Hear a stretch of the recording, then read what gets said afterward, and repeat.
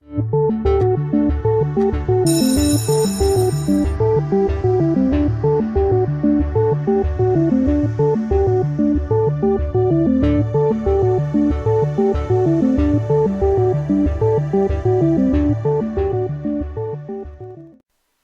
everyone, my name is Jonathan Robinson and this is Study Skills 101. So today we're going to be looking at academic referencing, specifically the reference list. I see a number of students, or university students, who still reference things the long way, whether it's typing them out. If you're not too sure what I'm talking about with a reference list, here is a quick example of a reference list of a paper that I'm currently working on. As you can see, each study has to be referenced in a certain way, whether this is for publication like this paper or whether it's something you're working on that could be an essay, an academic essay or a dissertation. So referencing is quite important to get this right.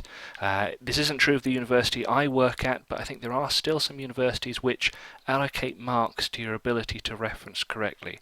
So essentially getting this done right is a certain percentage of your grade. You can just tick off and count that as you've got. So how can we do this quickly? Well, traditionally you would have to type all of this out by hand, making sure that you had the author's name, the year, the title of the paper and where it was published.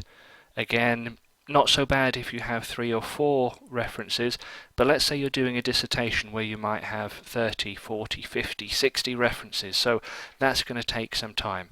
A quick way to get that, to make that a little bit easier is actually to use Google Scholar.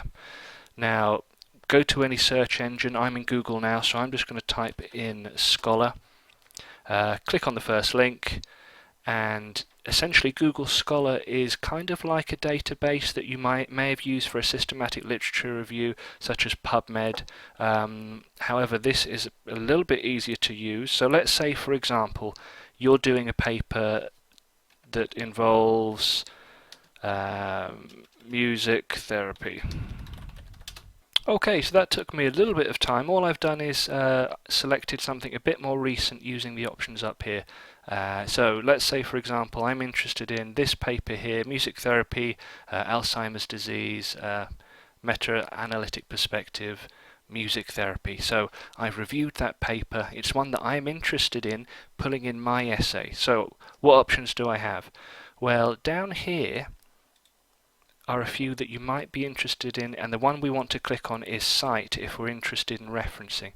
So here we have 3 different options: the MLA referencing style, APA and Chicago. If you're using one of these at the university, college or sixth form, you can simply double click, copy and paste that directly into your reference list at the back of your essay. However, at the university I work at, I don't use any of these. We actually use the Harvard referencing style.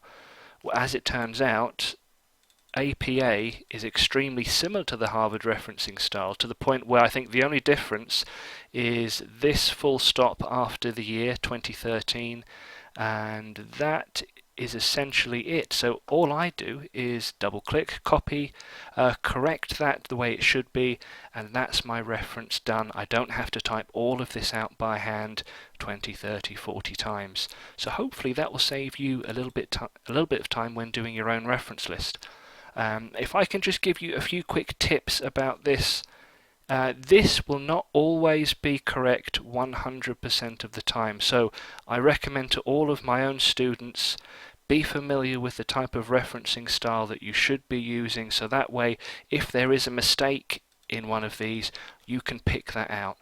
Also, these will not always contain the full amount of information that you need for that reference list. So again, if you're familiar with the referencing style, you can put in that information manually. But again, this will still save you a hell of a lot of time. Well, I hope that video has been useful for you. That should save you some time when writing any academic essays.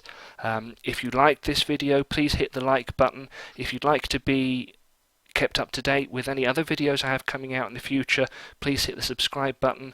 Thank you very much for your time, guys. Take care. Bye bye now.